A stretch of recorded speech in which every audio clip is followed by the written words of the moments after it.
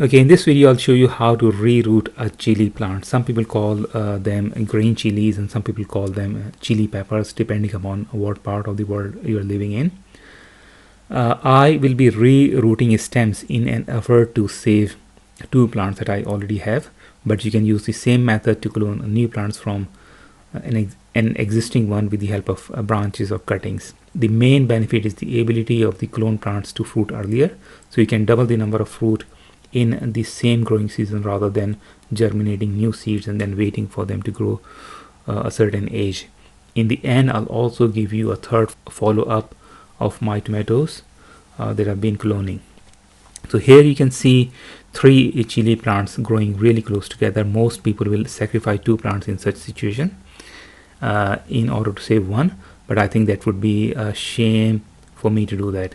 Pulling two of the plants and replanting them elsewhere is not an option because roots of all three plants are tangled together, and if you try to pull any of the two plants off the ground, you will damage the roots of all three plants and will potentially kill all three of them. So I already have my water ready. It is just tap water, and I have added a pinch of Epsom salt in it.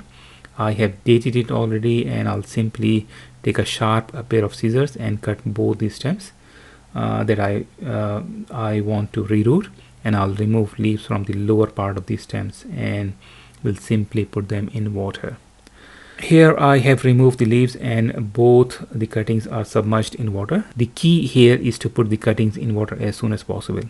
You do not want to deprive them of water which they need at this stage. Here I have put the container in a place where there is no direct sunlight, but there is plenty of ambient light for cuttings to carry out necessary metabolic functions and remain alive. You have to make sure that you put these cuttings in a pot after 14 days, whether they have developed roots or not. You can also see that there are dozens of tomato cuttings. All these are from daughter plants. So these will be granddaughter plants when they're ready. For those who are new to this channel, this is part of an experiment that I'm doing to see how many tomato plants I can clone from 3 mother plants in one growing season. I started with 3 mother plants, but one mother plant later developed symptoms of leaf curl disease. So that mother plant and all the daughter plants from that mother plants were removed and discarded. So far I have more than 20 daughter and granddaughter plants altogether, and it is only the beginning of the season. So this cutting has grown roots really well, and this is ready to be planted in a pot. I'll do that today, and I'll keep the pot in a shaded area for another 5 to 7 days before I put it into the ground. Here I have 5 more clone plants that are ready to go into the ground, and I'll do that as soon as I find time. So when I started the experiment, I did not realize the potential. The problem now is for me is space. You can see I'm planting these tomato plants really close, and thus probably I'm compromising on the health and yield that I'll be getting from these plants, but that's okay for the purpose of this experiment.